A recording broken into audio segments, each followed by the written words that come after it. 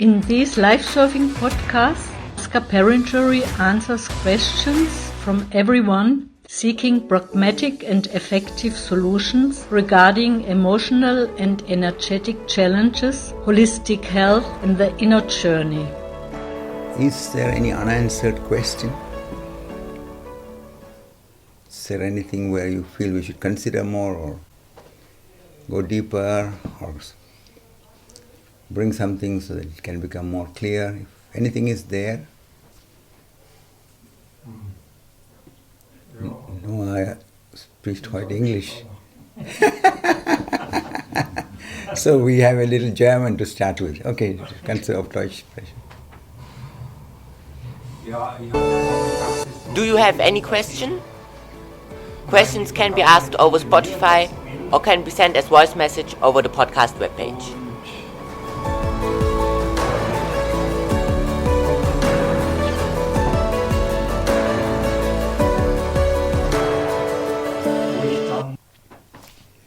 So we come back to some English again. If any questions are there in anyone who is present here or who is participating from elsewhere, we can take this time for those things. Yeah. For me, it is not so clear the difference and also the meaning of projection and conditioning. I mean, these are just words, but anyhow, I don't know. If you are ready to understand, then it may be possible that you can also understand it because it's very simple words. When you see that your likes and dislikes, your idea of yourself, and many of the habits and patterns of reaction you have picked up from your background without being often conscious of it. Every child needs some kind of basis to survive. So the child picks up anything and everything which seems like a basis for success, which seems like a basis for survival. So if a child sees that when I cry I get what I want, and the child gets into crying, and when the child says when I make more noise and start fighting, then immediately the parents, oh, come, you get this, okay, keep quiet. Then the child becomes like a tyrann and parents are getting more upset and they don't know how to deal with it.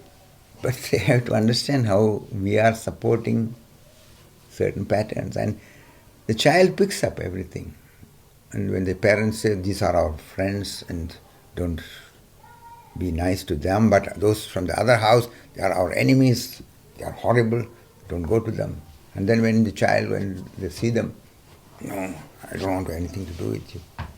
Because when the parents are saying, or parents are reacting in that way, or in so many ways, our idea of who we are, what we are, is all to a great extent part of the familiar, social, cultural, religious conditioning. And then comes to that additionally our experiences. If you have made an experience, just like I often give you this experience, this example of the cat, a cat burning its mouth because it got first time some milk which was very hot, and then it burns its mouth, and next time when it sees just a pot of milk standing there, it makes a big round and runs away. It has nothing to do with the milk, it is not aware. Sometimes milk can be very hot, sometimes can be normally hot, sometimes it can be just warm, sometimes it's just cold. So, but till we become capable to understand it in this way, till we start using our capacity of differentiation, consciousness, till we start taking the initiative and considering in each situation, in each moment, what is now? Is it cold milk? Is it really hot milk? Is it really boiling? So how do I do with it? The cat is not considering in that way normally, unless it has some out of other circumstantial requirements, maybe it even considers. But in human case, you have the capacity and you have to look. Is anybody who is told by others as enemy, is that really enemy? What is enemy? What does it mean? So when you become aware that there are patterns working in you which are not often factors which you have very deliberately or out of your deeper consideration or intelligence or clarity being kept, and that you are not using them in the way it is healthy, it is intelligent, then it is necessary to bring the awareness in all these patterns which are working in you. And how does it work? That is what the projection process is. You look at somebody and your mental process and the impressions what you have collected tells you, oh, this person looks like this one whom I had very bad experience with. Oh, no, nothing to do with this kind of guys. So, just from the appearance you have made a conclusion. And that becomes it is out of your projection onto this personality, on this appearance. So through the past, through the conditioning, you project and make judgments and conclusions. And that prevents you from acting intelligently, acting healthily, acting realistically. Until you become aware that I'm not living my life as a healthy human being, I'm going on like a robot. It's an uncomfortable fact to confront, but once you accept that, till I really bring my awareness to look in the moment, I am behaving like a robot. And then you see what urgency is there, how important it is there to bring the light of consciousness into day-to-day living. That is what it is meant indirectly, that become free from the past. That means don't let the automatism overtake your life energy and drag you and pull you into this and that. Learn from your experiences, positive and negative. Consider, and that can become a way to clarity and health in a deeper sense. I have been the last period using the word core, conscious reconsideration. If you understand, then this is what you will do. Consciously reconsider all the reactions, all the judgments, all the labels which you give to yourself or anybody. When you say, oh, I'm like this is me. Huh? Is that only you? Is that you're only like that? Are you just saying like that because it's convenient for you now? Or is it really so? What is it? What is going on? And when you bring attention to see what is going on, you will not put yourself in a fixed box. Yes, in certain moments it feels like this. It is, and in certain ways you can bring factors into communication, but deep within it is clear to you that everything is changing, everything is moving. And the more clear you become, the more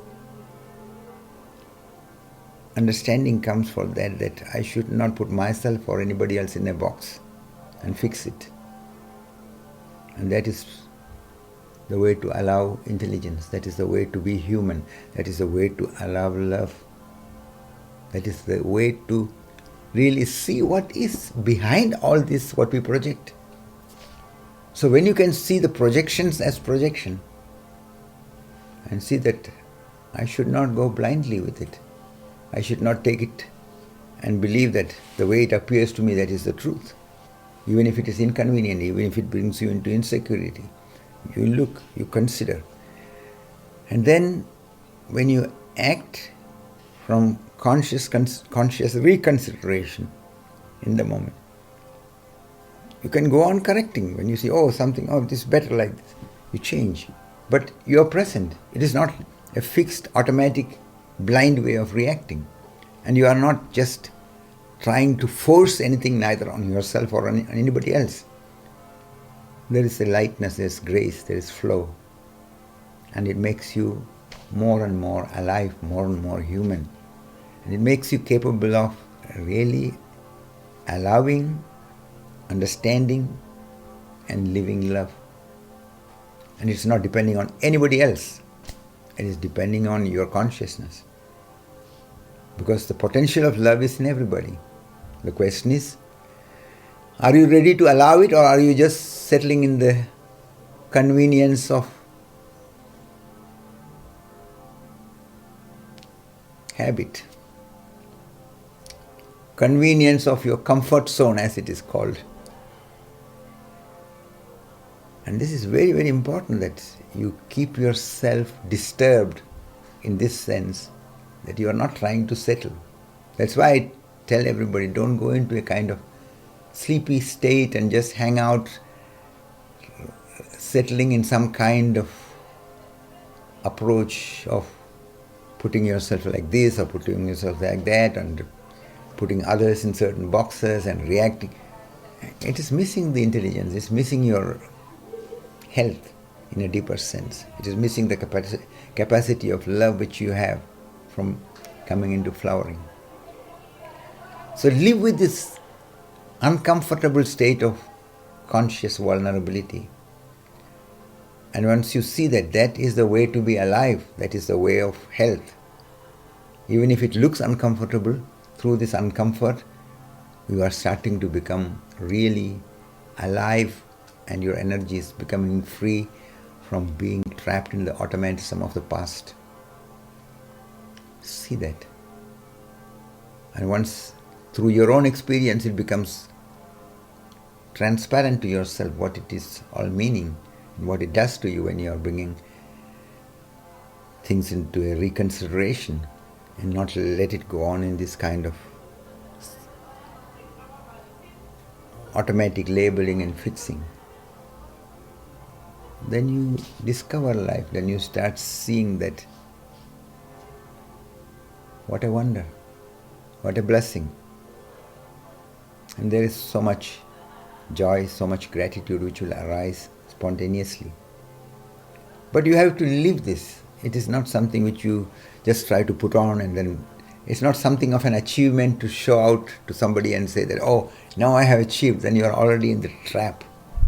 You don't need to make a new picture of yourself with all this as a personality. When anybody claims anything like that, they can be 100% sure they are completely in illusion. Those who want to become super spiritual, holy, and to show to others how holy I have become, and are looking down on anybody and being condemnatory and trying to force things out of their knowledge, they are trapped in the subtle forms of ego. Because they are still trying to prove, I am somebody, I am special. And they don't experience their real speciality, their uniqueness, because they are still in this conditioned way of projecting and trapped in misunderstandings. That is why I tell all the friends who are connected with me and who are ready to consider what I indicate courageously and honestly, hey, look, don't settle in any knowledge. Don't try to settle in a role. Be present, consider, confront. Because there is a tremendous beauty, tremendous blessing, tremendous potential of love and intelligence which will manifest through you when you can gather the courage to be honest with yourself. It has all to do with being consciously honest to yourself, and that way consciously honest to the Creator. A lot more questions to be answered. Right after this, you are listening to the Live Surfing Podcast on Spotify.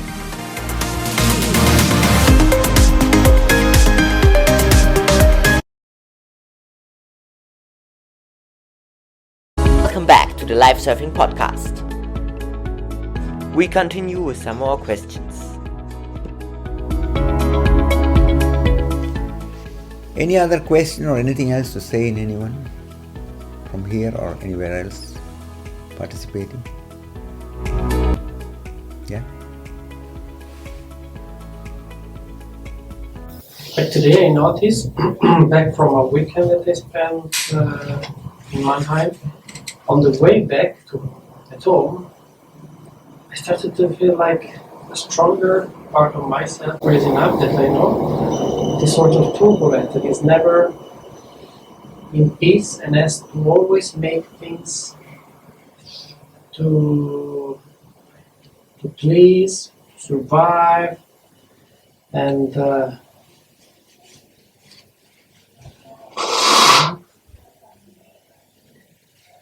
I don't know how to deal with it. Because in a way it was just reassuring, and I say, yeah, it's all fine.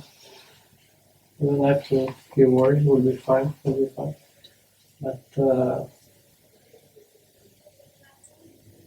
I know it's exhausting if I get triggered and I start to do things.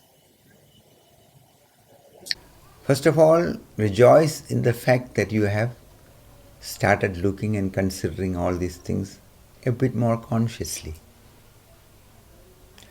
And then, as a consequence of that, see that whatever is there, you can blindly identify with it, go with it, follow it, or fight against it out of habit, or whatever is there, you accept that it is there, let me have a look. And even putting it as so strong, that's how it appears. Nothing of that is strong without your giving energy to it. It's all your life energy which is going into all these patterns. And none of them is strong in itself.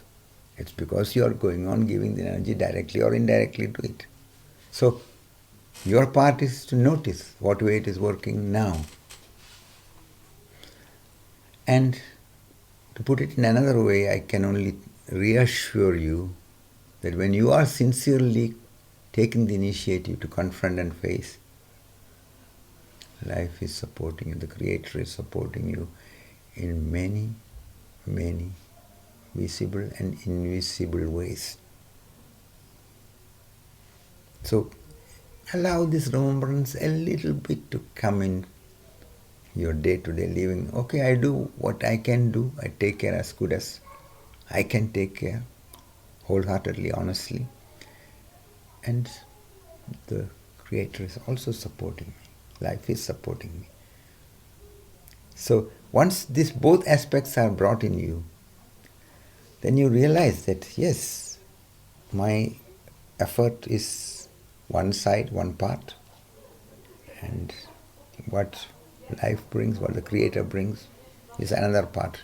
Just recently I was talking, also I think in some of the talks or in some conversations, something which the people in the area where I was growing up say. I have to do my half and God does the other half. In Tamil or in Malayalam they both use this expression like Nan Pati, Devam Pati. That means I have to do my work, that's half of that, and the other half, life is taken care. When you can remember that we are part of this wonder, we are part of the mystery, we are part of this incredibly intelligent life process. And we are not left alone, we are not thrown here helplessly and carelessly, even when everything looks so impossible, so lost.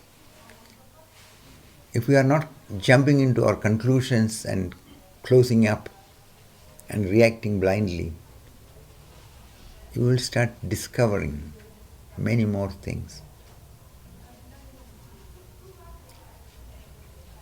We often don't remember that we are judging everything on the basis of our being this personality, our being this body, and our idea of this being the whole life. And when death comes, oh, it's something bad, something horrible. So we have all kind of things. When some problem is arising, oh, why is this problem arising? There should not be any problems. When everything is supported and blessed, why should I have any difficulty in life? Consider it, reconsider it consciously. Then you start seeing that everything has its relevance, everything has its significance. Even though we can explain not all what is really behind it, some of it you can see that. For example, when everything is going according to our expectation and wishes, and you start settling in that, what happens to you inside? Gets into a certain state of inner stagnation. You start falling asleep, almost into a deep coma. You grow, you ripen, you awaken, you discover life because we are supported through pleasant and unpleasant situations. When pleasant situations are there, which goes according to our wish and our expectation, we feel reassured, we feel supported. But when unpleasant, questioning, disturbing factors are arising, we have to look what is now, how to go about it. We start opening for our creative potential. And if we are not just escaping and avoiding and settling in some kind of negative role, then our fantasy, our deeper intelligence, our creative potential, and the sensibility of the heart all comes into manifestation. We are leaving it, the room, the space, the possibility that all this can manifest in our response to the challenges of the moment.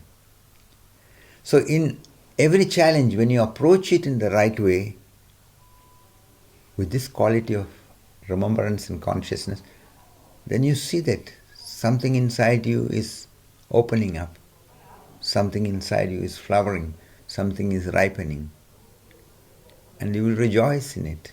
Even though the situations are not comfortable or convenient, but you see that something inside you is becoming rich, more insightful, more human, more trusting.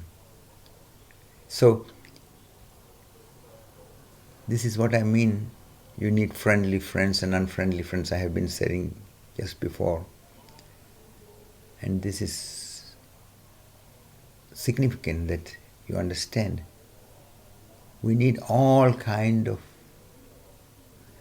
challenges and situations which touch us in our unconscious factors and help us to bring light there so that it cannot blindly overtake our life energy. When it becomes conscious, when it is transparent to yourself, you realize that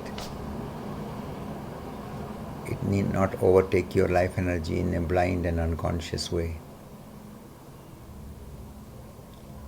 So bring attention, notice all what is connected with it, all that what is happening. Don't settle, don't put yourself in a box, and don't resignate.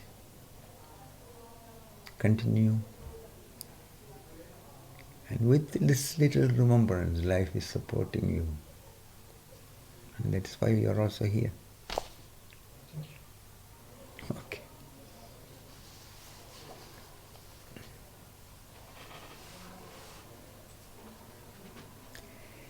Any other question in anyone who is present here or who is participating from elsewhere?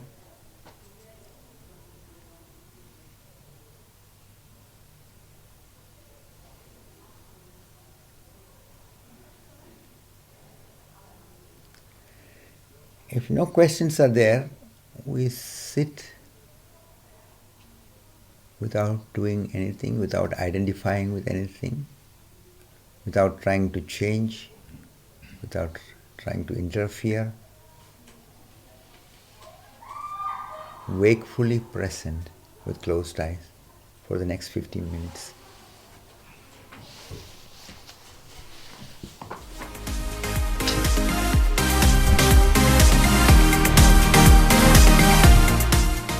You can sit the next 15 minutes and put yourself a timer for that.